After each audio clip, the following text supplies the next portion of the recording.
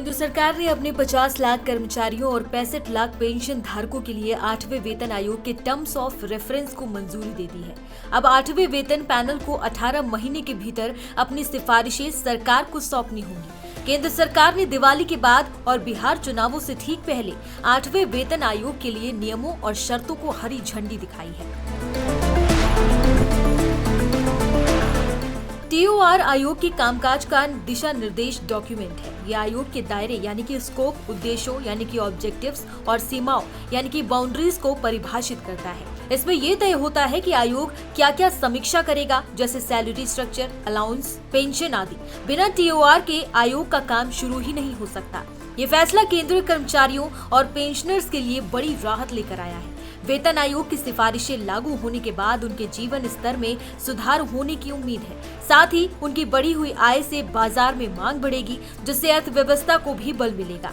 हालांकि सरकार को इस वेतन वृद्धि से पड़ने वाले वित्तीय बोझ को भी ध्यान में रखना होगा।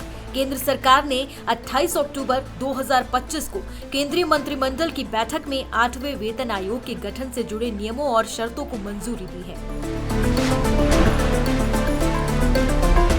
कैलकुलेशन के लिए मान लेते हैं कि नई बेसिक सैलरी 2.47% फिटमेंट फैक्टर के हिसाब से बढ़ी है, तो नया वेतन 44,460 रुपए होगा। एचआरए 30% मान लेते हैं, डीए को 0 रख लेते हैं। अब इसे फॉर्मूले में डालते हैं। 44,460 प्लस 0 प्लस 13,338 इक्वल 57,798 रुपए।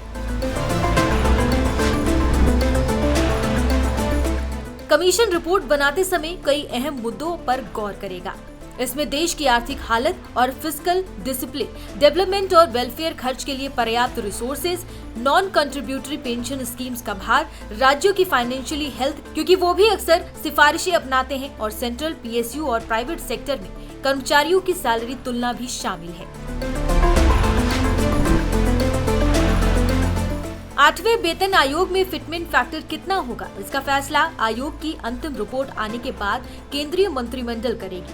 फिटमेंट फैक्टर एक गुणक होता है जिसका इस्तेमाल कर्मचारियों के पुराने बेसिक वेतन को नए वेतन आयोग के तहत नए बेसिक वेतन में बदलने के लिए किया जाता है। बता दें कि आयोग अपनी अंतिम रिपोर्ट 18 महीने में देगा, यानी अप्रैल या मई 2027 तक ये रिपोर्ट सौंपी जा सकती है। आमतौर पर हर 10 साल में केंद्रीय कर्मचारियों के लिए वेतन आयोग की सिफारिशें लागू होती हैं। इसी को देखते हुए 8वें वेतन आयोग की सिफारिशें भी जनवरी 2026 से शुरू होने की उम्मीद है।